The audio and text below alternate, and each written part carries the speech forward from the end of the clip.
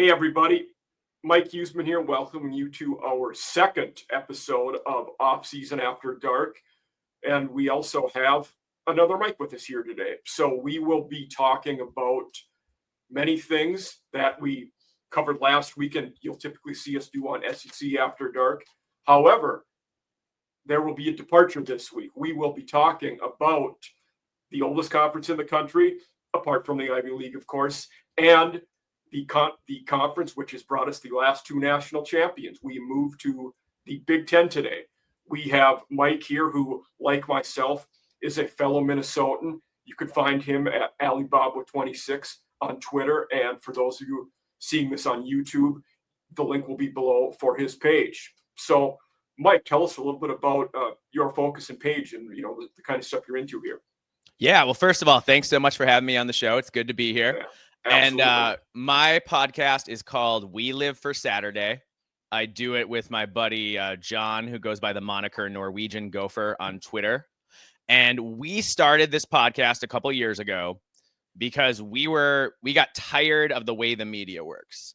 And essentially by that, I mean, if you're covering, say, the Big Ten, you hear a lot about Ohio State and Penn State and Michigan and Oregon now and USC, and also a lot about Nebraska, even when no matter whether they're bad or good.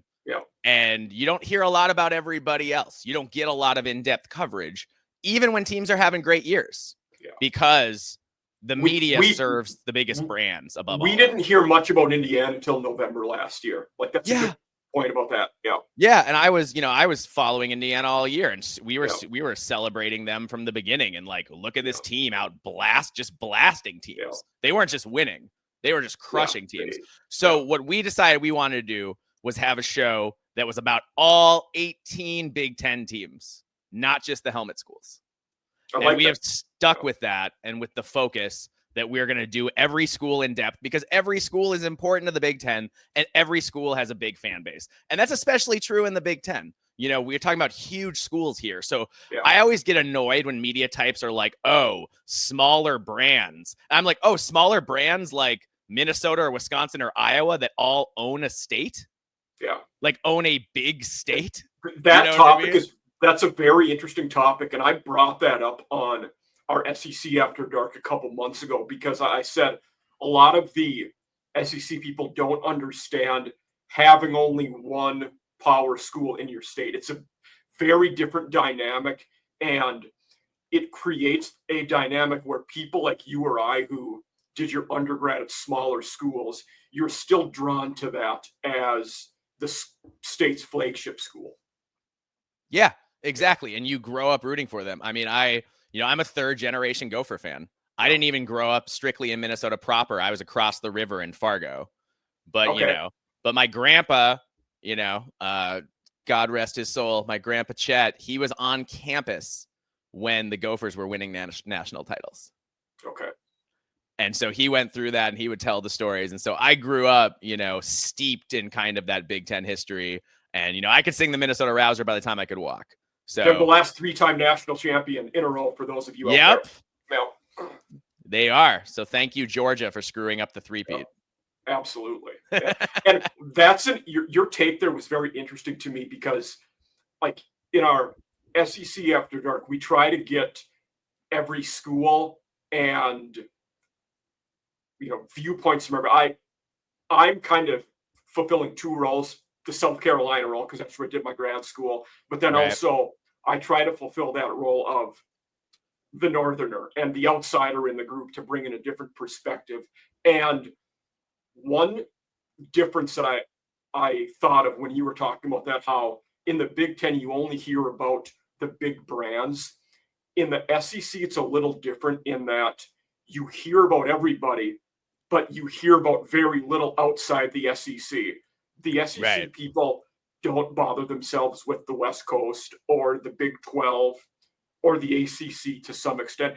The Big Ten is relevant now because they've become the two dominants, but there very much is the SEC mindset of we are the big guys and better than everybody else. Some of it is earned, some of it is an inflated ego. Both of those two are accurate at the same time.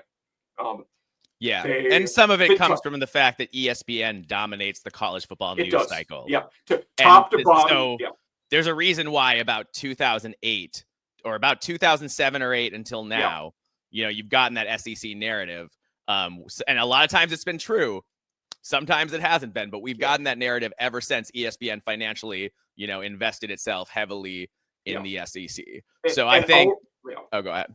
I would say our Alabama guy and I agree on this, that the SEC top to bottom is the best conference. Their top teams are not the best teams anymore. And that's where we've been at the last couple of years. Their better teams aren't better. Their bottom teams aren't better. Here's my problem with that. When Alabama first started winning titles, when Florida first started winning titles,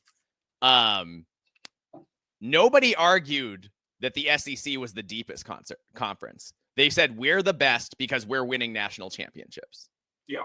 So now that the Big Ten is winning national championships, the media is like, oh gosh, I guess conference depth is what really matters. Let's focus on that. That's what defines the best conference. And I'm like, no. We spent the last 18 years being told that whichever conference had the biggest dogs who won the big prize, that was the best conference. And now you want to change that and pretend it's all about conference depth. I remember when the Big Ten went 8-1 in bowl season, and I want to say it was 2018. I think Michigan was the only loss. Dominated. Nobody was like the Big Ten's deeper than the SEC. Nobody was saying that because they aren't trying to protect that fragile SEC ego. So I think it's ridiculous that now, like, the people are like, now, oh yes, the SEC is still superior, and now it's a depth conversation. No, it was never a depth conversation. You're only saying that because the SEC has lost its stand at the top of the sport. Certainly, I think in circles that definitely is true, and that might also apply the other way too. Of the Big Ten people may have been saying before, well, we're the deepest conference. We were saying that. I know. I was one of them. Yeah. So I definitely think that goes both ways. But no, I think that's a very good take, though, of trying to focus on all of the conference schools. And because really at the P4 level, they're all big schools. We're dealing with enrollments of thousands of people who are, for the most part, in big cities or well-established college towns with massive alumni networks all over the country. And they do all have something to give to all of us. And I wish, with our SEC group, certainly you can't have someone for all 16 teams. That, would be tough to do, but it would be nice to hear more from the schools we don't have, like hearing more from Arkansas would be fun sometimes, or Mississippi State. Yeah. Yes, absolutely. One thing we'll, kind of kicking off with, what the focus of my show is going to be, we're going to look at head coaches, quarterbacks, playoff stuff for the show, kind of the script. And what I'm going to try to do here, we were SEC before, that's been the network. Now, Big Ten, I'm going to try to make the rounds and find people from every conference and create a database, more or less, for people like you and I who are, doing pods, doing live streams to, be able to network and collaborate with each other. So this is episode 2. You're the first, outside of SEC person I'm, doing this with. But the goal is to I feel privileged conference-wise. Yep, absolutely. And I felt like the Big Ten was the logical place to start. We may go for the G5 next because for those of you who follow me on Twitter, my article out today was ranking the G5 or the Mountain West head coaches. So we go from 12 to 1 in everybody's rating the head coaches, as we're doing with the Big Ten here today. Very few people do it with the G5 though. So my Mountain West head coach rankings out today. But looking at this Big Ten head coach rankings at this list, Mike, does anything stand out to you, good or bad, that you would like to comment on? I have one off the top of my head, but if you have one that stands out to you, go for it. No, you go first. I've got a few things I want to. So my glaring one that I see first, Curt Cignetti should be a lot higher. I would have him 2 or 3. For me, Day deserves to be one. He's coming off of a national title. His winning percentage, you cannot argue against. It is beyond impressive. I would have Cignetti 2 or 3, and scandalous take, I might have James Franklin a little low. Like, I probably have him 4 or 5, because I would put Cignetti 2 or 3. Ferentz would still be high. He's done it for so long at a consistent rate. And then Lanigan would be, and I would put Rule below all those guys. Good as he is, he hasn't shown it yet at Nebraska. Yeah. So I'll say the first thing I'll say is I'll agree with you. I had Cignetti at 2 on my list. And it's for a couple of reasons. One, if you're not in the Big Ten, you can't, it's hard to fathom how bad Indiana has been. Yeah. I mean, I think before last season, I think they'd been to like 3 bowl games since 1991. If you look at the last, we did a picture of tiered out the Big Ten of the last 15 years. And in the last 15 years, Indiana had a winning percentage, and not in Big Ten play, just in general, overall, of like, it was like in the mid-high 30s. Oh, was that bad? Wow. I mean, the one good year they had was the wonky COVID year where they won 10 games with Tom Allen. Yes, they were so good in COVID. And where they had Michael Penix at QB, by the way. Yes, and nobody could, right. I mean, nobody could watch that. My significant other comes from a big Indiana family. They've had long-time season tickets. Okay. And like, they told me that it's just expected that on senior day, but like they were like the only ones there because everyone else had given up on Indiana. So that's the culture that has been at Indiana. Yeah. So to take Indiana from being a pure basketball school that for football was an afterthought, and then to go 11-1 in the regular season, 8-1 in the Big Ten, and yes, I know it was a good in year one. And I know it was a good draw, but you know what? There is legit extensive, as we saw by the most recent NFL draft. Every team in the Big Ten and every team in the SEC has a bunch of NFL guys. They all do. Even the bad teams have a bunch of NFL talent. So you're playing against really high talent, you know, even when you're playing against teams that aren't as successful on the field. So part of it is that to go 11-1 and then, you know, end up 11-2 with your only losses to the national champion and national runner-up. Oh, go ahead. The 2 teams in the national, the only 2 teams that beat them. Yeah. Yes, absolutely. So there's that. That's part of it. But also, Cignetti in 15 years as a head coach has never had a losing season. And he coached at Elon, at IUP, at bad jobs in bad leagues where it's hard to recruit to. And he's won every single year. He's never even had to rebuild. And that's crazy. And last of all, people don't know this, but Curt Cignetti, when Nick Saban first got to Alabama and built his dynasty, his recruiting coordinator was Curt Cignetti. Yep. And what does everyone always say about Saban? They say he's the best at, I remember Glenn Mason used to talk about it all the time, that Nick Saban was better at evaluating talent at the high school level and projecting it forward into what they'll become in college than anyone else he'd ever met. Glenn Mason said that, and he was a coach for 50 years, you know? Yeah. And he's very successful one too. Yes, absolutely. And so I just think that with Cignetti, you have to look at the whole. Like, I'm going to talk out both sides of my mouth because for my Big Ten rankings, I focus on what happens in the Big Ten.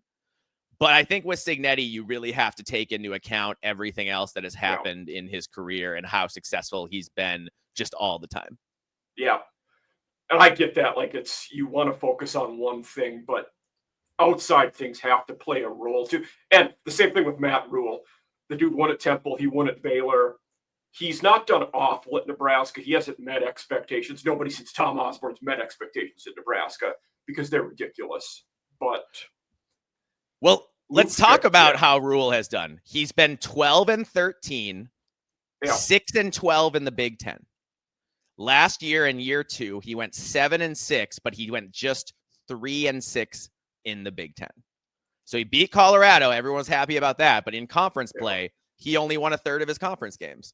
So their conference wins were not to good teams. Purdue was absolutely terrible. They were one of the worst Big Ten teams I've ever seen.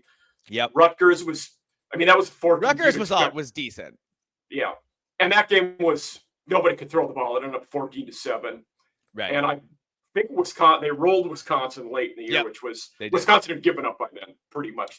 Wisconsin was in rough. They were in rough Yeah. shape late in the year for sure. But A here's the guy thing. I think would be higher on this list, or maybe should be. Dave Braun is last on this list. 2 years ago, he was Conference Coach of the Year, deservedly so. He was the interim at Northwestern and won Coach of the Year in 2023. That's how. I mean, I think that both speaks to the depth of the coaches here and how fluid these lists can be. They were 8-5 in 2023 after the Pat Fitzgerald, and he was way up that list. Yeah. Yes. Last thing I want to say about Matt Rule is just that I know year 3 is supposed to be the breakout year. So if he breaks out, I had him 9th. I had Matt Rule 9th. Just based on mostly on what he's done in the Big Ten. If they have a good year, he can rise up that list. If they have another bad year, he could fall down the list too. So it'll be, he's got to do better than 6-6 this year, I think. They've got a favorable schedule. They have to do that. I also agree with you on David Braun. Having him 18, I think is too low. I had Braun at 15. And like you said, I would as well, actually. Yeah. And that's maybe even lower than I would like to have him. I would have, like, with these two, the two above him, Foster and Loxley, I would have them as the bottom two. You will not meet many people that comment on coaching who thinks Mike Loxley is a worse head coach than I do. I'm just not a fan. He had 3 decent years at Maryland in a row. They won 7 games, 8 games, and 8 games. Yeah. Do you know what his overall record as a head coach is? I can pull it up, but no, what 35 and 67. He was 2 and 26 in 3 years at New Mexico. And at Maryland, he's 33 and 41. And I think the big problem, here's the problem with Loxley. 2 things. 1, his teams don't get better. They peak early in the year. They seem to get worse when everyone else gets better. So that's a problem, and it's been a consistent problem. And 2, he needed, with Taulia Tagovailoa, he needed to have a breakthrough year where they won 9 or 10 games. Yeah. And it didn't happen. They went 8-5 twice. And because of that, he hasn't been able to recruit. He hadn't been able to recruit the next Taulia Tagovailoa. Now, maybe it's Malik Washington. Maybe it is. But it could be. There We'll were get to a that couple. Next slide. Yeah, but the Billy Edwards thing obviously didn't go great. Who will be at Wisconsin now? I know. Which I have all when we get to quarterbacks. I have all kinds of thoughts. That'll be an interesting one. I have all kinds of thoughts about that. I agree. Also with Loxley, they're typically only beating teams that are worse than they are. They're losing to the good teams, and most of the teams level with them. They're not beating them either. It's the inverse of what you're happening with Kirk Ferentz and Bielema, where you can usually beat those level teams. He's not doing that. His problem is he doesn't develop the line of scrimmage well enough on either side of the ball. Well, I think that's very accurate. Yeah. And that's been true his entire tenure. I think you have Brett Bielema too low. I'll say that. I have Brett Bielema. This isn't mine. This is no. I think they. Sorry, not you. Yeah. I think USA Today's Paul Meyerberg. Yeah. I think he's got Bielema too low, and I'll say this. I'll say why. Yeah, at Illinois, he's gone 28 and 22, 18 and 18, and Illinois was a dumpster fire before he got there. But before that, at Wisconsin, he went 90. He went if you total both Wisconsin and Illinois together, just Wisconsin, 96 and 46, 55 and 37. So if you put them together, that's really good. And he did a lot at Wisconsin. And the thing that's interesting about Bielema is that he failed at Arkansas, right? And he goes to the NFL for a few years. And then he came back, and when he took the Illinois job, he said that what I did at the NFL, they said, what'd you do in the NFL? He said, I got my PhD in football. He said, I needed to learn the game better. And if you look at him now, he doesn't make in-game mistakes, like almost like ever. He always does the right thing. He knows when to be aggressive. He knows when to be conservative. And I think from a personal player personnel level, I think he knows when to push people's buttons and when not to. Yes. He's very good at that. Yes. And we saw in the bowl game, he can manipulate the other head coach. I mean, he had Shane Beamer so focused on Bielema, I think he forgot about the football game. Yeah. you know? So Bielema, and now he's got Illinois humming, and Illinois is traditionally a basketball school. Yeah. So to go 10-3, Illinois hadn't won 10 games since 2001. I mean, that's heady time. stuff. Yeah, I didn't realize so, it was that long. and now they bring back 16 starters. So I'm curious from your perspective, because I have a little theory about Bielema. I wonder if they do what I think they're going to do and they win 10, 11 games this year. I'm counting the postseason. If they win 10, 11 games, right? Either make the playoff or go like 9-3 and win a good bowl game, right? One of those two things. Does Bielema get a look from like one of your big SEC programs? I mean, you look at the jobs that, I mean, we'll talk about that. We can talk about that when we get to hot seat stuff, but like, I think this was a unique year for that, because SEC and Big Ten wise, only Purdue came open. No other head coaching jobs came open. Yeah, so things are going to be open next year, and I just wonder if people look at Bielema and what he's built at Illinois and think, "Oh my man, this guy is it," because he's still a relatively young man for as experienced as he is. He's 55. Yeah. Yeah, so he's got decades of coaching left. You know, good 15, 20 years left for sure. So yeah, so for those of you that watched the show last week, Thor Nystrom and I had an off recording conversation about the same topic with Bielema a couple days ago of, does he stay at Illinois for the rest of his career, or is another job in the works? The SEC one is interesting because he failed there once. Right. And you could see it going both ways of, he failed here once, we're not going to hire him, or the other way of, he's clearly matured a lot, and where can he get us now? Which is what Lane Kiffin did. Lane Kiffin matured a lot and has done a lot better now. Yes. And I think a lot of it might depend on the job. And if he would want to leave, I don't know that he would want to leave. An interesting. No, he might want to stay in Champaign forever. He absolutely might. He's got a big extension. No, I'm not saying Bielema's leaving. I'm saying I'm wondering who goes after him if he has a big year. Like, I look at like Oklahoma or something, and I wonder, you know, Kentucky would be another one. Yep. Yeah. That would be an one. Interesting one that I thought about, looking at interconference moving, which you're not seeing it as much now with SEC Big Ten, but in his case, the school he is an alumni of is almost certainly going to have a head coaching opening in the next 5 years. And he's even got a tattoo. Yeah. Would he leave Illinois to go to Iowa? You would ruffle a lot of feathers doing that. He doesn't strike me as someone that is bothered by people being ruffled, but you also could be leaving a good thing where he's built up a lot of grace too. It's not the easiest move in the world. And Iowa's good enough because of Ferentz. They will not be short of good suitors.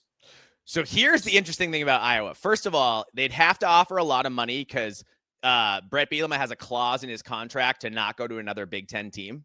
I did not know that. Okay. So that would be because we just had Big Kurt from Eyes on Big on my podcast, and we just did our Illinois preview. And so there's that. So I say you can get around those things if you have enough money, right? Yeah. So that I'm not saying that for sure precludes it. Here's what's interesting about Iowa versus Illinois. Iowa for sure has the better program, the better infrastructure, the better, they're more set up to make you succeed. But Illinois has better in-state recruiting. Yes. So what matters to you? Do you know what I mean? So I could see him going either way in that decision, because it's like, do you stay? Do you believe in what you're building at Illinois and or do you think, oh, Iowa has more resources for me? Maybe that's the way to go. I don't know. Yeah. It could be really interesting. Yeah. And the way the power structure has shifted, I don't know if we would see Big Ten or SEC head coaches leave for a lateral job in another college. Like, you're not going to go to the Big 12 or the ACC because of that. Well, unless you're Jeff Brom. Yeah, but that's different though. He was an alumni. Yes, that's true. Yeah. And Louisville is a much better job than Purdue. It is. Yeah. I told some of this within the next 3 to 5 years, they will be a playoff team. Yeah. Oh, yeah. Just because all the, with all the conferences getting bids and whatnot, it's going to happen. And Brom's a great coach, man. He's very great. good. Yeah, I mean, like what he did at Purdue was almost miraculous. Purdue was a doormat when he got there. And I did an article about that for Mike Farrell. In basically their last 50 years, the only winning coaches they've had have been him and Joe Tiller. Everybody else has lost there other than those two. It's a basketball school. Yeah. They don't have. So here's the biggest thing. Until they get it figured out, Purdue and Maryland don't have enough NIL to keep their rosters. Okay. Like literally there was a fire sale. Everyone stole from Maryland. Everyone stole from Purdue. We stole from Purdue. Yep. I mean, half a dozen Big Ten teams stole from Purdue, and same with Maryland. Until they have more NIL for football, it's going to be hard for them because right now those schools just have a lot more NIL for basketball than football. Yeah. Yeah. I mean, all of Purdue's top, Thieneman was their best player going to Oregon, an in-conference school. Yep. Yeah. Thieneman's fantastic. Yeah. Claire, the tight end, is going to Ohio State. And the other tight end's going to Minnesota. Yeah. And that height or health, the edge is going to Clemson. He was a very good player as well. Yeah. And their punter went to Illinois. I mean, like, they lost everybody. Okay. Yeah. But, yeah, so enough. One thing before we move on to the next slide, one guy I think eventually will climb up this list. Jedd Fisch did very well at Arizona, but in only 1 year at Washington, they weren't great. Like, I get why he's at where he is on this list. I do think he's a good coach, though, who will have them in a good spot this year and in the future. So I had Fisch at 10, and it's mostly because he managed to go, win 10 games in year 3 at Arizona. Yeah. Jedd Fisch is tough for me because he's been a nomad, and I'm sure you don't know this, but back in the day, he was our offensive coordinator. I was aware of that. Oh, you did. Yeah. He ruined. Adam Weber was a second-team all-conference quarterback, and he broke him. He had him throwing tennis balls and doing all these weird things and trying to adjust his throwing motion. And I was like, Adam Weber is second-team all-conference. You don't need to fix him. You just need to coach him. And he tried to fix him, and he broke him. So, but I think Jedd Fisch learned from that, right? He learned he had too big of a playbook. He was asking too much of his quarterback. And, like, he learned from that. And like, I agree with you. For Washington to go 6-6 despite losing 21 starters off the national title runner-up lost team, everybody is really impressive.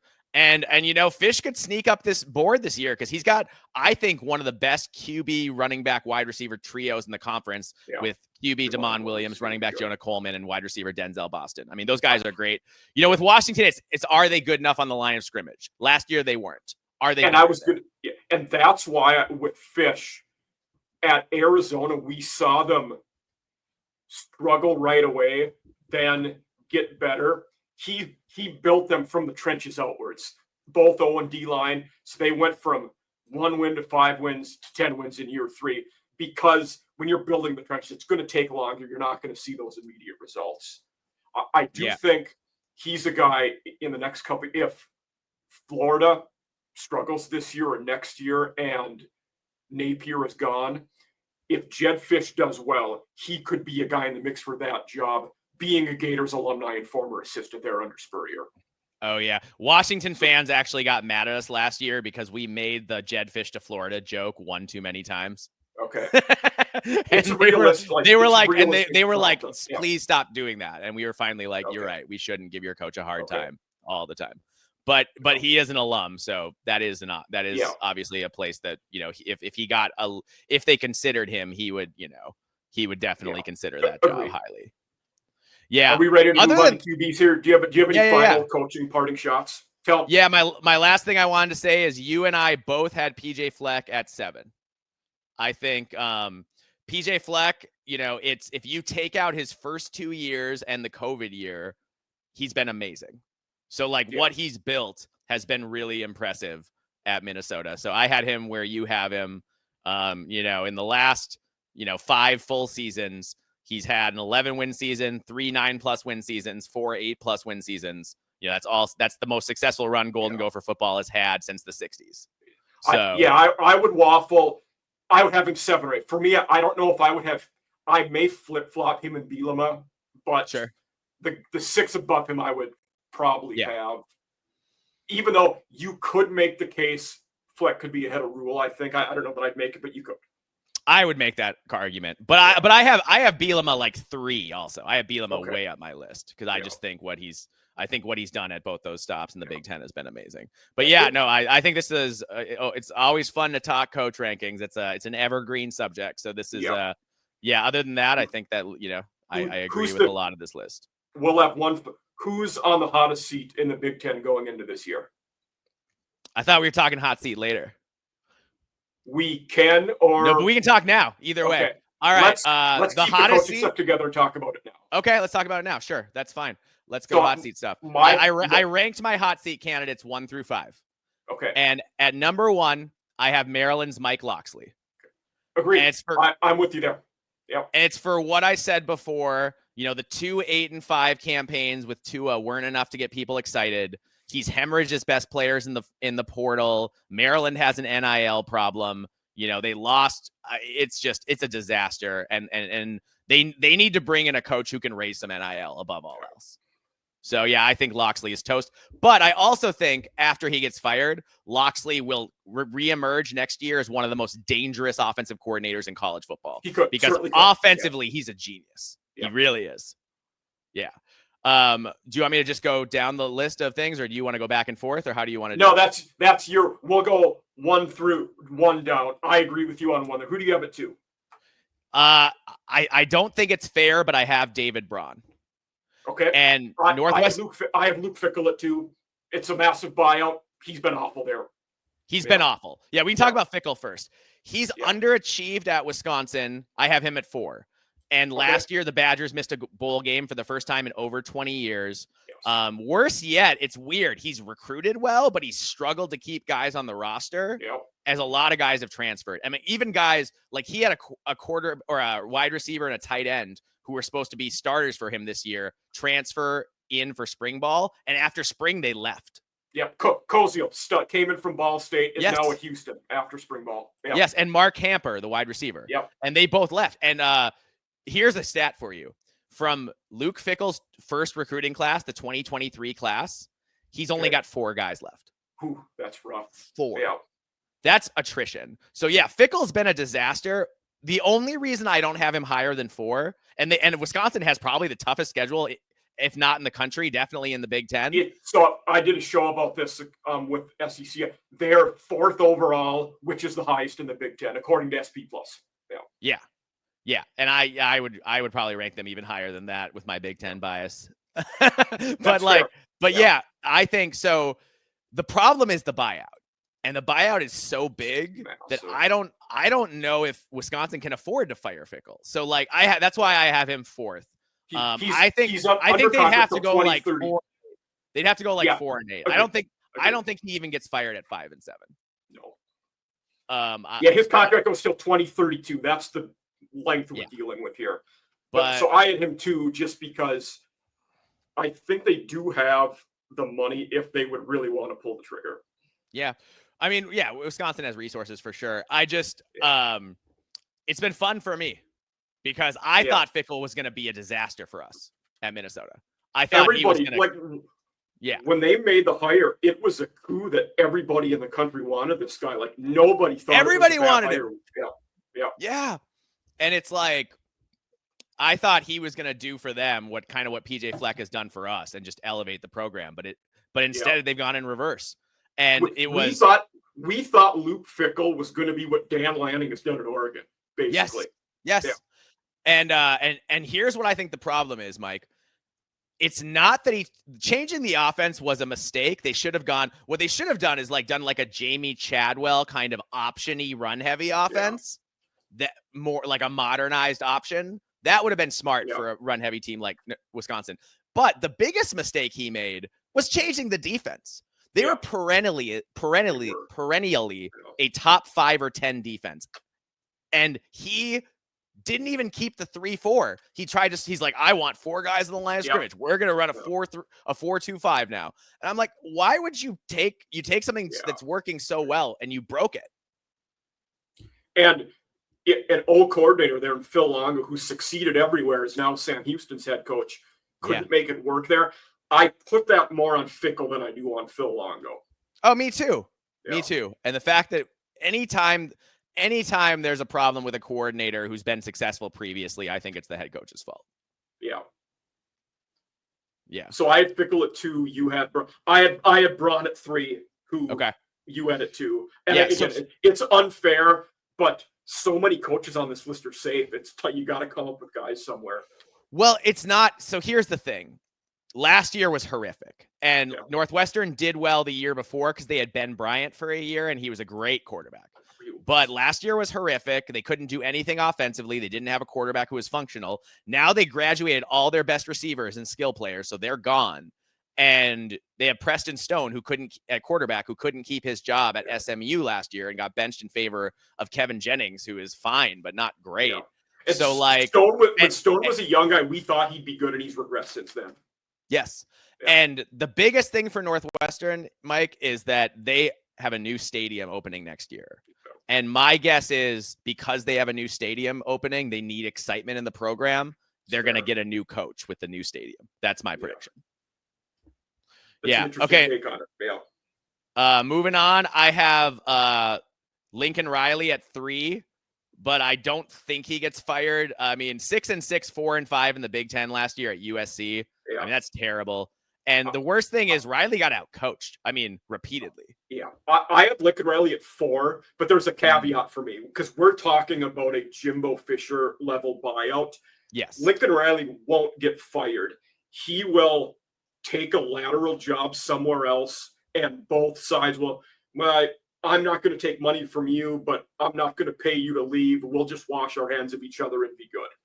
I think that's the realistic path to Lincoln Riley leaving. It's not getting fired. It's, oh, see you later. I'm taking another job. And, oh, okay, bye. He doesn't make good in-game decisions. And I think at Oklahoma, you just didn't notice because they had such a big talent advantage compared to the rest of the Big 12. Mm-hmm. But in the Big 10, you play good teams every week. And it's like we saw it when we played them. If USC had realized that they said, okay, we have an offensive line that is bad at pass blocking, but it's good at run blocking, and we have 2 great backs. They should have run the ball. Yeah. Like most of the time. But Lincoln Riley won't do that. And they asked PJ Fleck after we beat them last year, after Minnesota beat USC. They asked him, they said, so why were you playing the pass so much? And he said, Lincoln Riley always goes back to the pass. We knew we didn't have to play the run because he would eventually go back to the pass and we would get him then. Okay.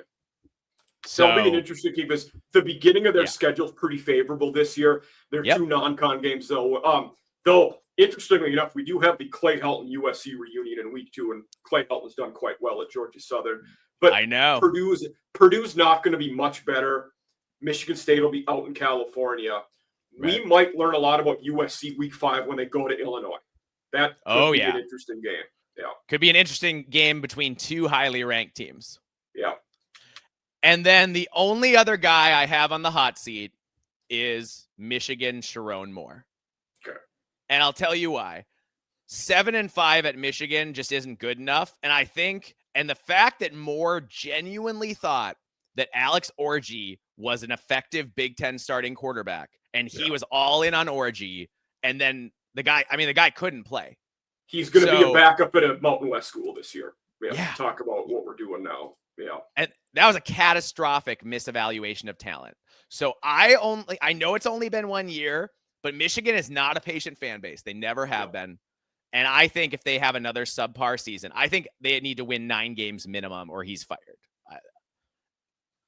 If they win, I'm not that. Unless it's 8 and Bryce Underwood looks good. If it's 8 and Bryce Underwood looks good, then maybe they keep him. But like if he goes 7-5 again, I don't think he keeps his job. I think with 7 wins, if Underwood shows promise, I think that's it. I think starting a freshman is a calculated move by him in that it extends you because look at our schedule. We started a freshman. What did you expect would happen? So realistically, I think there's only 4 that we could see leaving after this year. The 4 we talked about. I think it would have to get awful for Moore to lose his job, like 4 or 5 wins. Really? And I don't think they'll be that bad. Interesting. I don't think they'll be that bad. No, they're not going to be that bad. They're Michigan. They have the talent. Will it be interesting if they go? I hope they go 7-5 because I'm curious. I'm Yeah. curious to see what they would do because I don't know. Michigan, I think they pulled the trigger on firing Rich Rod after 3 years. So like they'll pull it early, you know? Yeah, they certainly could. Yeah. And then of course, obviously, if something happens off the field, then somebody else could get fired. But I mean, that's nothing's a gonna game happen. changer for anybody. Yeah. The only other person is like, let's say Nebraska goes like 4-8 against that schedule. Then I could see Matt Rule getting fired, but I don't think that's going to happen. Yeah. Because Dylan agree. Raiola should be better this year, and they should be fine.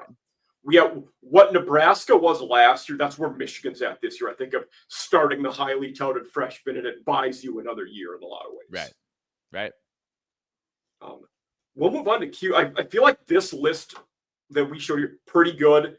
There's a lot of consensus because we didn't have much turnover with coaches. Yep. That's not the case with the QBs. We have a lot of new faces here. Yeah, we do. My first impression of this was Fernando Mendoza would be top 3 for me. Way too low here. And I don't know. The Dante Moore at 2. He wasn't good when he started at UCLA 2 years ago in those games. He didn't look like a competent guy to the extent where they went out and got other guys. I get, this whoever made this list, Sleeper did, but because Mendoza was in the ACC there, not rating him where they should have. But I think Mendoza should be a lot higher on this list. I think Mendoza should be top 5, probably. And I'll tell you who I have number 1, and I think is radically disrespected on this list. Luke Altmaier at Illinois. Are you kidding me? The guy I'm way lower on him. I'm not a big fan. So I'm lower on him. Okay, let's go. Yeah. Let's go on this. All right. So I would have him at 4 or 5, though. I certainly would have him higher than where he is. Not in that top 2 or 3, though. So here's what I'll say about him. Over 2,700 yards passing, 61% completion, 7.8 yards per attempt, 22 TDs, just 6 interceptions. He's the biggest reason why Illinois won 10 games last year. I know they lost their star receivers to graduation, but they have a veteran offense with a senior-laden O-line and tight end group, veteran backs.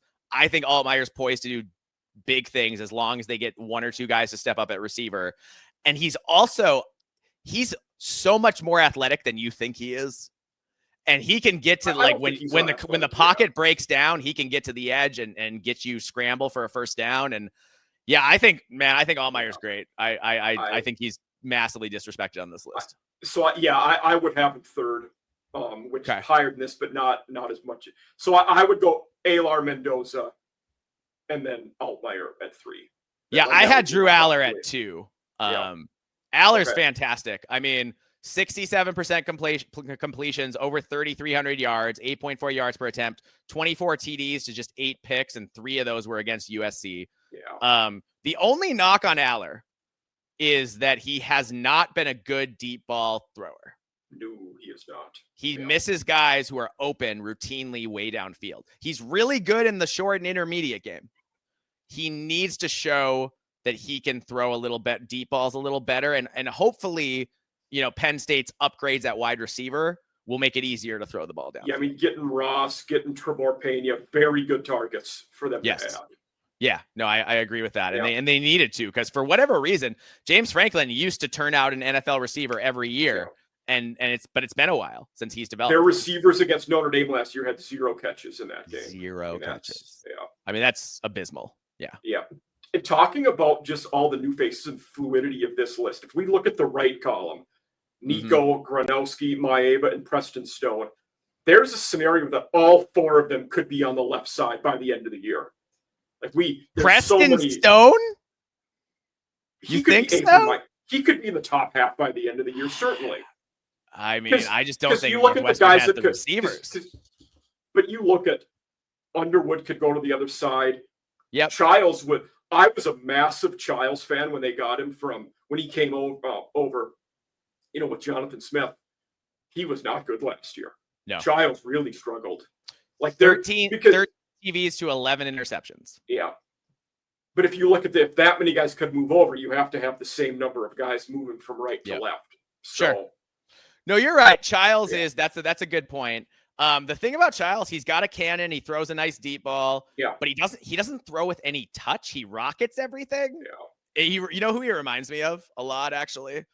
Ethan Kaliakmanis. Okay. And it's because he Yeah. throws the ball 100 miles an hour and doesn't Yeah. know how to like take something off it. He doesn't have an off-speed pitch. It's all just rocket. And that makes it hard on your wide receivers when you throw the ball that hard at them. Absolutely. These aren't NFL Yeah. receivers. Like you want to throw a catchable ball. That's important. Yeah. And but Childs, man, if he can cut down the turnovers with the athleticism, I don't know. I think Childs is overrated, but my podcast partner, Norwegian Gopher, John, he loves Aiden Childs. He thinks he's going to turn the corner and be a top 5 Big Ten quarterback this year. So I'm curious. I have kind of a bet with him. I think Childs is going to suck, and he thinks he's going to be great. So we're going to find out. Okay. Yeah, an interesting one here. One of the biggest talking points of the offseason spring has been Nico leaving Tennessee. Yeah. He took a bad rap for the way things went down, which both sides made a lot of mistakes there. Mm-hmm. We're also talking about a guy who was a redshirt freshman that took his team to the playoffs. Yeah. And there were probably unrealistic expectations. I think people expected too much out of him this year. Well, they saw him in that bowl game against Iowa, and they thought it was going to be like that every week. Yeah. And don't get me wrong, Dylan Sampson was the best running back in the SEC last year. They had the best run defense in America last year, Tennessee. So that largely got them to the playoffs. Yep. But Nico didn't put many feet running there. He was very good as a redshirt freshman. Grant, in one of the offenses, it's very QB friendly. Heupel's a fantastic coach, but there's certainly potential Nico ends up a lot higher than 10 on this list come into the season. Possibly. That team's going to be bad, though. I don't think UCLA has a good roster. No, I don't think they have a great roster, and also he doesn't have much time to get acclimated. No, like they went through all of spring ball thinking Joey Aguilar was going to be their quarterback, and Joey Aguilar was getting really good reviews. So it'll be interesting. I think this is a big risk for Deshaun Foster. Yeah, because if it doesn't work out, then I think it calls his whole tenure into question. So it'll be interesting. And I mean, in coaching being one of my focuses, I was not a fan of that hire from the get-go. But obviously, I'm not going to say I'm root for anybody to get fired either. That'd be I would say one more thing. I did like them getting Tino Sunseri as their new O coordinator, bringing in a guy from Indiana so we were praising Cignetti before. They got a guy from his crew to be their new O coordinator at UCLA. Yeah, no, I think that was a really good hire as well, and it'll be interesting to see what he does. Maybe he can simplify things so it's easier to pick up the offense, at least early in the season. That'll be fascinating to watch. The one thing I'll say about Deshaun Foster is his team didn't quit on him ever last year. No. They started 1-5 and ended the season 4-2. And, we went out there and played them out there, and I thought we were just going to roll them, and they gave us an actual fight. So, I will say his guys, I don't think Deshaun Foster may be successful at UCLA because it seems like he can get guys to buy in. And in two of their bigger rivals, they played USC and Washington in their second and third to last games of the year. Both those teams were more talented than UCLA, and UCLA beat both of them. So I think that goes a long ways towards saying they did fight the whole season. Yeah. The thing that's hard about UCLA, they lost to those two, but they were bad. Right. Yeah, exactly. The thing that's hard about UCLA is I got to be honest, man. When we were there, our fans were making as much noise as theirs. I mean, we had 10 or 15,000 fans there, and everyone wants to go to LA, and they don't have a great home crowd. And I just think that these Big Ten teams keep showing up with all their fans. Yeah. To UCLA, and that's got to be hard. Like you don't have a real home field advantage like other schools do. Yeah, it's another talk. Then this is probably a couple months ago. I was talking about with, home advantages and home, ideal places to go. Then it got to the topic of who has the worst setup. The Rose Bowl is one of the best, maybe the best bowl game in the country. It's maybe the worst home stadium for a P4 team in the country. It's so far from campus. Exactly. It's like Miami's. Yeah. It's like Miami's stadium. Yeah. It's nobody goes to their games because it's so far away. And as Minnesotans, we understand that the Metrodome was not a good home stadium for the Gophers for a long time. It destroyed the program. Yeah. Destroyed the program. And that's only a few miles. We're talking like 3 times the distance for UCLA to get to the Rose Bowl. Yeah. Yeah. And it's What do just, you? and their Yeah, in-game experience isn't very good. They have to no. they got to do a lot of stuff at UCLA to fix it. How do you feel about? I think Julian Sain is too high on this list because there's so many unknowns there, and not only are there unknowns, we're expecting so much out of a freshman here, who is just redshirted the 1 year. So certainly he's talented. I don't think I would have. I wouldn't have him this high on the list. I would, and it's just because I watched the spring game and I came out a believer. Okay. And I just think when you've got the talent he has at receiver and the coaching they have, I think, yeah, Hartline's the OC, but that offense is Ryan Day's baby. Yeah. And they're going to scheme stuff up. They're going to scheme guys open. They're going to make it easy for him to read it earlier in the year while he gets acclimated. I don't know. Maybe I'm going to eat crow here, but I'm a big Julian Sayin believer. I do think largely because of Dave, they will put him in spots where he's not going to turn the ball over anyway. Yeah, for sure. Would you have him ahead of Damon Williams or not? I think that's an interesting question. I mean, it's tough because Damon Williams, again, we only saw him play a little bit. Yep. And what I saw, I really liked. But we only saw him play a little bit. I don't know what either of those guys going to look like week to week. It's what makes it tough to project. Yeah. I think that's fair. I'm also very curious to see Mark Gronowski coming to. I was a massive FCS player at South Dakota State, one of the best programs there. Yeah, certainly had options to go to. There were a lot of P4 schools he could have went to. I think Iowa was a wise choice for him, and you have Warren Ruggiero coming in from Wake Forest now to help out there. Hawkeyes are an interesting team this year on offense. They've always been good on D. We know on D and special teams are going to be good. They're interesting on offense this year. Yeah, I'm worried. They don't have Caleb Johnson, so they're going to have to throw the ball better because they don't have a running back. They don't have yes, Moulton's good, but he's not like Caleb Johnson. You could gear your whole defense to stop him and still fail. And they don't have a back like that this year. They have very good backs, but not that elite top. I think Caleb Johnson was the second or third best running back in college football last year. I think absolutely second or third. Yeah. So it's going to be different. I'm still really questionable about what they have at receiver. It just doesn't look very good. I don't think Vander Zee is that great. The transfers, maybe they work out. I don't know. It just, I still think it's been a long time since they had Marvin McNutt, man. It's been a long time since Ferentz had a legit receiver who scared you. Yeah. An interesting part, they got the FCS guy, Sam Phillips from Tennessee Chattanooga. Right. I've heard good things. I mean, nobody was watching UT Chattanooga games last year. In spring, they said he looked pretty good though too. So Iowa said their receivers look good a lot, and then it turns out they don't. So I don't believe until I see it. I just don't believe them anymore. Okay, because they've done this for a few years in a row. They're like, we're gonna be improved at receiver. Or this transfer is gonna show up.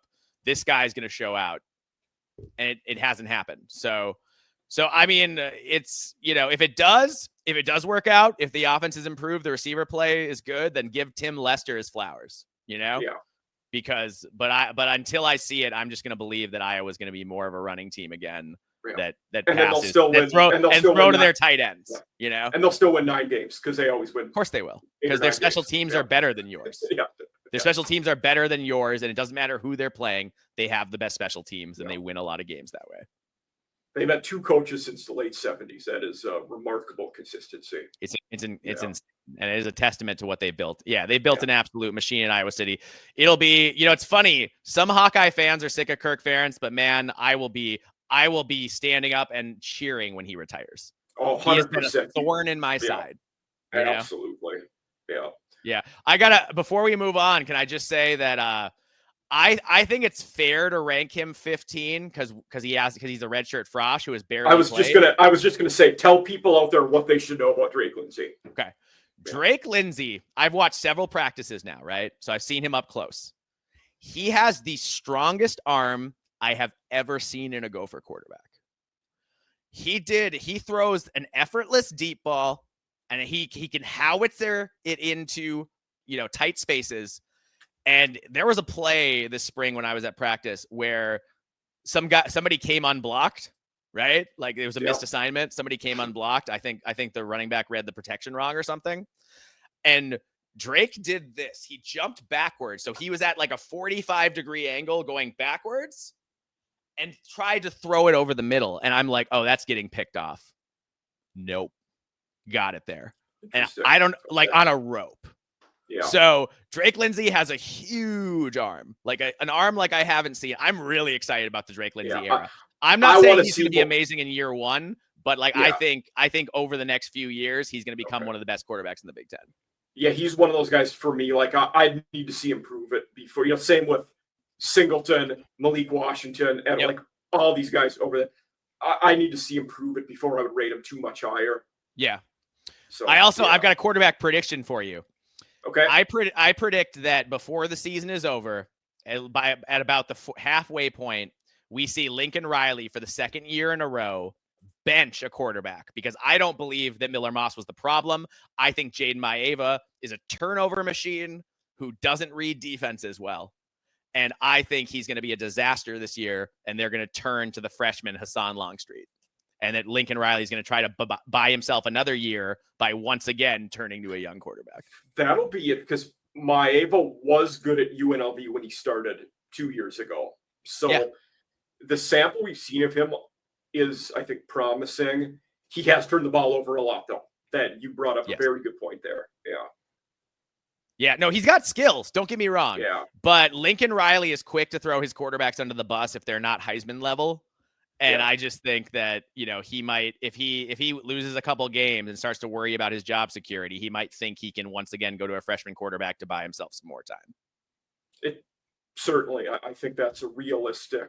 And then I think that brings us to another point next offseason where if Maeva doesn't do well, they're not sure, do they go in the portal and get a proven guy? But then you burn both of those bridges. There's a lot of work parts to that. So, I mean, I think Riley better hope that either Maeva or Longstreet's the answer, because otherwise it's going to be tough. I do think it's going to be hard for him to hold on to his job if he keeps missing like that. Absolutely. Yeah. And the last guy I'll mention here, the growth we see out of Dylan Raiola is going to go a long ways towards how good this Nebraska team will be in 2025. I think they're definitely making improvements, but we got to see more out of him. And maybe I'm being harsh by saying that because he was a young guy that got thrown to the wolves right away. We got to see that manageable growth, though. Yeah, I mean, I think we need to see the growth because I don't believe in Nebraska's running backs. I don't think they have. I think they are very average. I don't think they're bad. I think they're very average. And if you have a very average, at this level, if your running backs are just average, your receivers better be something else. Yeah. And they're not, and their receivers are not. Yeah. So it's going to be on, what I'm saying is a lot's going to be on Raiola. Yeah. The one thing he has going for him, though, he's had a whole offseason to work with Dana Holgorsen. Yes. And Dana Holgorsen is, you say he's not, I've heard he's not a nice guy, but I met him. I actually met him. He was all right. Yeah. When I was a grad assistant, we played against him when he was at Houston. Granted, we're talking about a minute conversation before a game. He was fine to talk to then. Sure. Yeah. Sure. Yeah. Yeah. So I think a lot of it's going to come down to Holgorsen and whether he can scheme guys open for Raiola. Yeah. That was the Kevin Sumlin, Holgorsen, Cliff Kingsbury staff with Case Keenum as the QB was that squad. So wow. Yeah. But Case Keenum, man, he put up video game numbers. Oh, why? It was absolutely wild. We'll move on to our third, prominent topic of playoff projections. So this is just one person's on here, and not necessarily who's going to win it, but I thought this visual was good at just talking about the 12 teams, who will be in. So my hot take, in talking, one of the, topics articles I saw recently was new teams to be in the playoff. I don't think a new Big Ten team makes the playoffs next year. I think Ohio State, Penn State, Oregon make it. They might only get 3 next year. I don't know that a new team, if a new team makes it, probably Illinois, maybe Iowa, but I don't see a new team in the Big Ten making the playoffs next year. If it happens, I think it's Illinois. They have a favorable schedule. They do.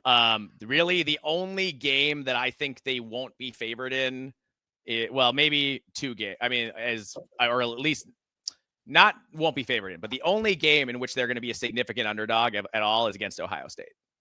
Okay. So you assume they drop that. Other than that, they have a really favorable schedule. They miss a lot of, they miss a lot of the teams, who are very competitive in the upper middle class of the Big Ten. And they get a lot of those teams that are kind of struggling towards the bottom. So at Indiana will be a chore, and that's early season too. Well, they have at Indiana, here's the games that are going to decide the season for Illinois, right? You've got at Indiana, you've got USC, and you've got at Duke. If you win those 3 games, the schedule opens up beautifully. And I was even the at Duke will be interesting because I believe it's week 2. At Washington could be tricky if Washington is playing well later in the season with the skill guys like you talked about. I agree with you, but they get 2 weeks to get ready for Washington.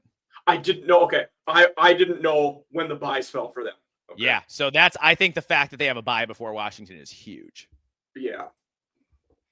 Yeah. So, but I agree with you. I mean, it's, I'm bullish on Illinois. I think there's a decent chance they make the playoff. I'm not guaranteeing it or anything, but if Illinois doesn't make the playoff, then I think you're right. Then I think it's Oregon and it's Ohio State and it's Penn State. Cause I need to see Michigan be better before I'm going to believe they're better. I don't believe in USC. No. Iowa is Iowa. I think they're very good, but I don't think they have that high ceiling right now. So so much of that would depend on if Gronowski plays well, I think. Like I did an article last week and it was teams that could, dark horses to win the conference basically. And it was talked about Illinois and Iowa. And for me, they're neck and neck. But for a reason you mentioned, Illinois' schedule is definitely more favorable than Iowa's. So yes. And also it could go either way there, but yeah. I just watched at Minnesota a guy who was a superstar FCS quarterback come to the Big Ten last year. Yeah. And here's what I'm going to say. It took about a month for him to fully adjust. And the question is, for Gronowski, how quickly does he adjust? Because that Cyhawk game is always early. And Iowa State has been beat them last year when, pretty much broke their playoff dreams last year because Iowa was they had a really favorable schedule, was a trendy playoff pick. Yeah. And, they kind of losing that Cyhawk kind of sent their season the wrong direction. Yeah, so it is week 2. So I wonder what Gronowski is going to look like against Iowa State. Yeah. Week 2. It is week 2 and it is at Iowa State this year. Yep. Yeah. So that's my only question is what does he look like in September? Because I think he's a good quarterback and I think he'll get there. But I like I said, I question Iowa's receivers. Yeah, I think that's fair. They also have another early season game against Indiana, who will be frisky again. So, yeah, no, I think the winner of the Indiana-Illinois game will become the kind of darling of the Big Ten, the team that's not a helmet school but looks like it's going to have a big season kind of thing. Yeah, that very good point there. That last week of September definitely could be the case there. Yeah, who do you think? So. Outside of, we'll branch out from the Big Ten now. What other teams do you look at to be playoff contenders this year, or who may have not been, or teams that you think are locks to make it? Any way we want to go with this? Yeah, I mean, I think it's going to be the usual suspects. I think Texas and Georgia are going to be really tough again. Yeah. I think it's going to be hard. I mean, I don't know enough about the Georgia quarterback. I don't think it's a guarantee he's good enough, but I don't know. The way they recruit everywhere else is just they will be good enough on both sides of the trenches and on defense to be salty, though. We know that. It's they're in that top tier. Obviously, So obviously Georgia, obviously Texas. My question is who is Arch Manning really? Who is he? We don't know. Yeah. And I'm excited. I'm really excited to find out if he is who they think he is, then Texas is, going to have a really good shot to win a national title. They are another team. Both sides of their line are really good, and they have very good running backs. They will run the ball extremely well.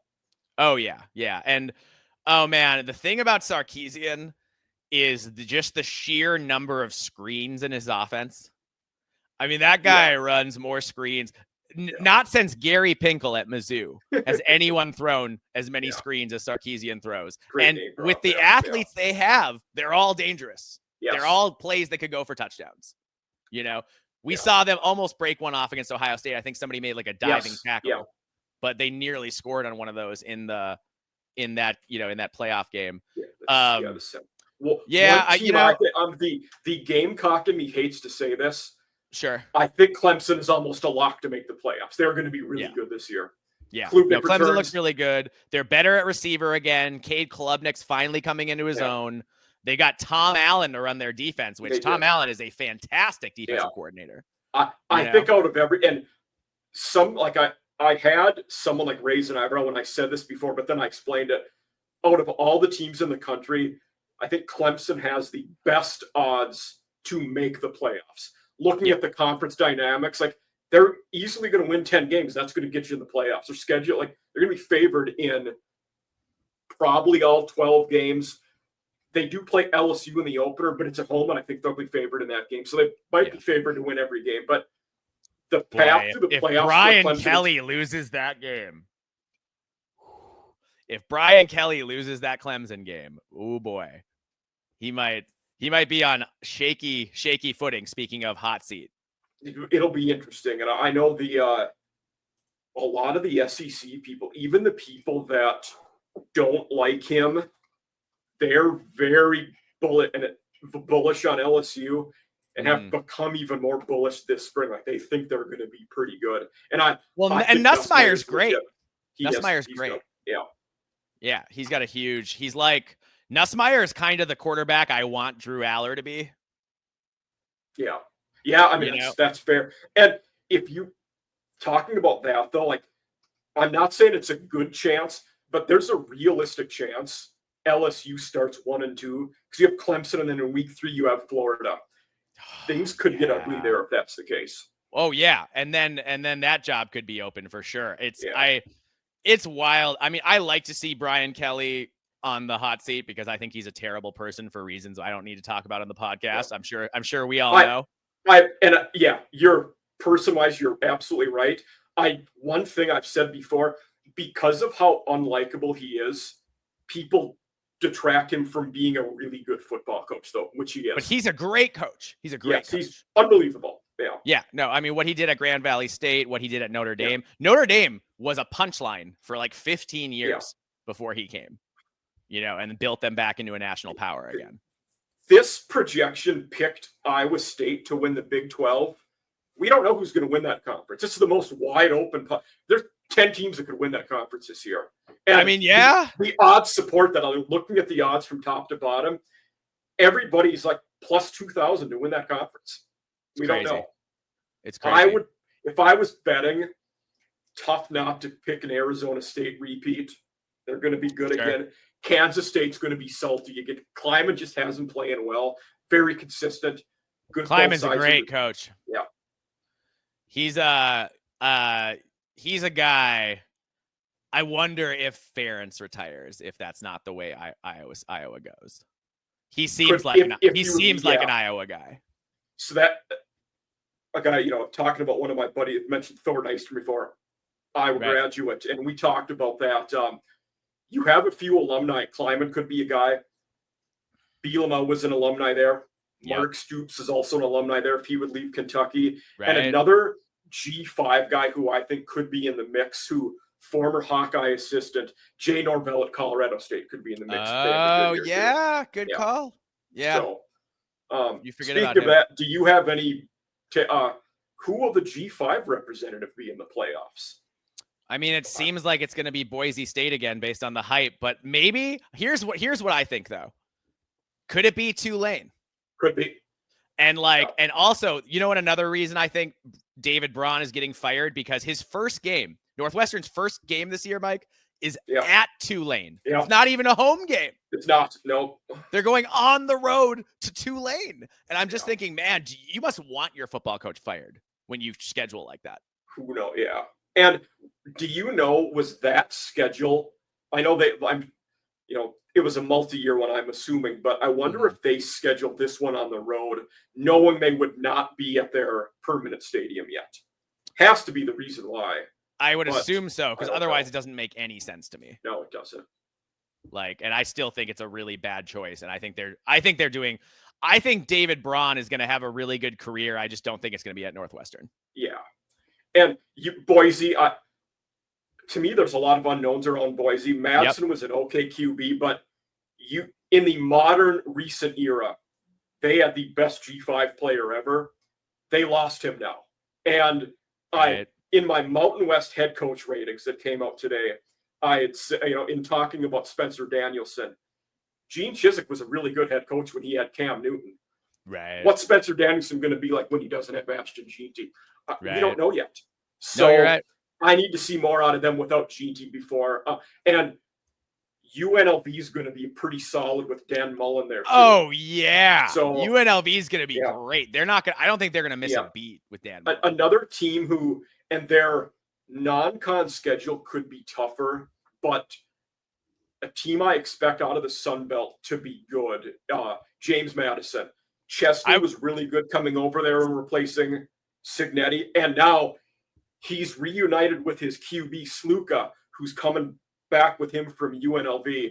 JMU is going to be pretty solid. Yeah. I think James Madison, what they've built is so impressive. Yeah. And they're going to be, I feel like they're going to be tough every year until proven otherwise. I have a question. Maybe it's just because they were good for so long, but I wonder, is Fresno State going to reemerge as a big contender? I feel like that's such a good job. You get so many power conference transfers who come home who are still talented guys to play there. And I just wonder. Matt Entz was a fantastic coach at the FCS level, won 2 national titles at NDSU. Yeah. I'm from Fargo, so I know all about Entz. Their QB is going to be EJ Warner this year, formerly at Rice, Kurt Warner's boy. Very good QB. So, and it was at Temple before that. Very bullish on him. So, and they've had success. Pat Hill and Jeff Tedford both were very good head coaches there. Great coaches. Yeah. Great coaches. So I think Fresno State is a team that could reemmerge if things break right for them. I don't know about this year though. It might take a little while. No, you're right. Yeah. I guess it's more of a projection with them. It might be a build. Yeah. But, and another, coming out of CUSA, it's tough because the rest of that conference is down. You probably have to be 12 or 13-0 to make it out of Conference USA. Both Liberty and Western Kentucky are going to be really good teams, though. Right. Part of that is you're going to whip up on a lot of your conference, but those two, not only this year, those two teams aren't going away, though. They're consistently going to be good. Both. No, they are. I can't stand Liberty. I love cheering against them. I think Chadwell's a stud coach, so I think he's such a. How does he not have a better job yet? Dude, he's another one, man. If I'm a power running team, conference team, and I need a new coach, I would be looking at Jamie Chadwell. His offense is what a modern running offense should be, Yeah. And they were down a little last year comparative to, we expected they'd be 11 wins contending for the playoffs. They were down a little, but if I'm an ACC or a team out in that direction, he'd be a guy I would be looking at for sure. I had wondered if the whole Belichick thing didn't play out as it did with North Carolina, if he would have been a guy that the Tar Heels would have looked at. Could have made Maybe sense. They still will. There are still odds that Belichick won't make it to game 1. Yes. So absolutely. You can take money on that. Yeah. I thought, man, the Belichick hire, that's wild. I'm so disappointed. So Mike, here's how annoyed I am. We did a home and home with Colorado, and then they hired Dion the next year. We did a home and home with North Carolina, and then they hire Belichick the next year. We were so close to playing those. I really wanted to play against either Dion or Belichick. That would have been fun. That would have been definitely would have brought some excitement. Yeah. But as far as other playoff stuff, I don't know. It'll be one thing I think that'll be interesting will be between ACC and Big 12. ACC got 2 teams last year. Big 12 just got one. That easily could flip. I think Yeah. it will become the norm for your P4 conferences to get at least 2 teams in the playoffs. So maybe the Big 12 gets back to 2 this year, but who knows if the ACC loses out and just gets 1. I think Clemson's almost a lock, so you'd think SMU, Miami, Louisville all might have a shot. I think I like Miami and Louisville a lot. If Carson Beck is good enough, because and I don't know Miami will be. Yeah. But here's what I think. Miami plucked our defensive coordinator, Corey Heatherman. Yeah. Heatherman is a genius, man. Very good coach. He can't recruit. He can't recruit to save his life. We are actually glad it's one of those things where it's probably best for both sides that he left because he couldn't recruit. But I was just on a podcast with some Miami fans on the College Football Express. Awesome. And they were they're Miami fans, and they think they have the players. They think they have the players. They just need a guy who can put them in the right places. So if the Miami defense is better, then maybe Miami is a contender for the playoff. Yeah, one of my articles, top 5 defensive coordinator hires, and he was on there. I think he was a very good addition for them. So yeah, that's a good. So move. I think Miami's interesting. You said Louisville. I think Miller Moss is going to go off. I don't think he was the problem at USC. I think Miller Moss is a very good quarterback. I think Jeff Brom is going to have him at the very, ranked in the top of the country for passing in all the passing categories. Like, I really believe that. One of the guys I had on last week in the first episode, he was lower on Mike. He's a Southern Cal guy that's better on Moss for a bit. He said the arm strength worries him too much. So we'll see. Maybe, I don't know, man. I don't know if you need to have the strongest arm. You might not. Like you need to be. Kellen Moore didn't have a strong arm, but he was accurate at all. Get out. You know what I mean? Yeah. I look at Minnesota quarterbacks. Tanner Morgan didn't have a strong arm, but he put the ball in places. Yeah. Like I think if you have receivers who can go up and make plays, then it doesn't matter as much if you have a strong arm. If you have those guys who can win those contested catches. I think there's a lot of validity to that too. I don't know as we go down this list of projected playoff teams. Let's go back to your SEC. What am I supposed to think about Texas A&M? Because I don't know what to think about them. Are they a real contender? Are they real for real? I think they might be another year away. Elko's a heck of a coach, and a lot of the MO and buzz we're hearing on them, even from other teams in the SEC, are they're going to be very physical on both sides of the line. It might take a year or two, but that does show you're building a culture if you're doing that. Yeah. LSU, I think A&M will, there's stuff to be seen. My Gamecocks are generating a lot of buzz. Yeah, they are. I need to see more out of Sellers in being able to throw effect. The teams that shut down him running, those are the teams that beat the Gamecocks last year. Right.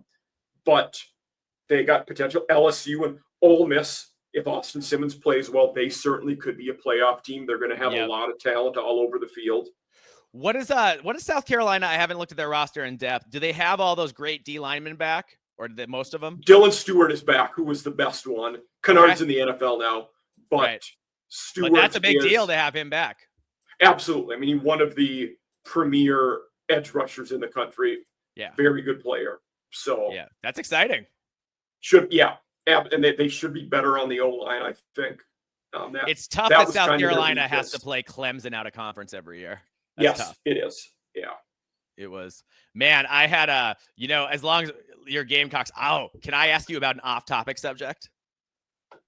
Do we have time? Sure, and I was just going to let me add one quick thing. Go ahead. Not only do they play Clemson out, but their season openers at Virginia Tech too. So they're playing 2 tough out-of-conference games. Ooh, yeah, that's rough. Yeah, that's intense.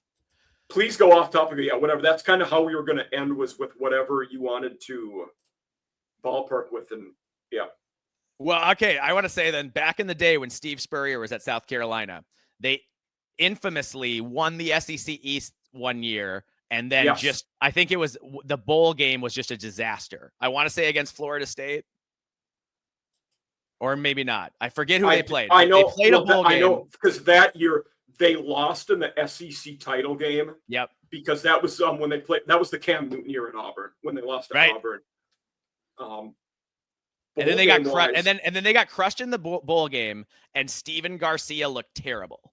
And the rumor I heard is that they caught Steven Garcia, former Gamecocks quarterback, in a room with alcohol and a bunch of co-eds in various states of undress. And that Spurrier, allegedly, according to the rumor I heard, woke everybody up and made Garcia run sprints in the middle of the night. I don't know if that's true, but I heard. Have you ever heard that rumor?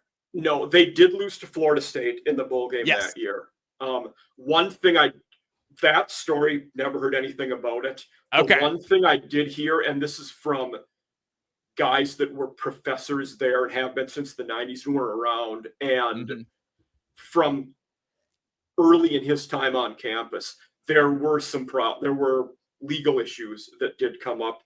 Sure. Supposedly he, to some level, matured to the level that he wasn't doing those things anymore. But they did say early on there were problems with him that popped up. I loved him, man. He was such an entertaining quarterback. I love those Spurrier South Carolina teams. That was a fun era. He's the only guy that's the winningest head coach at two different SEC schools, at Florida and South Carolina. He's the winningest head coach at both of them.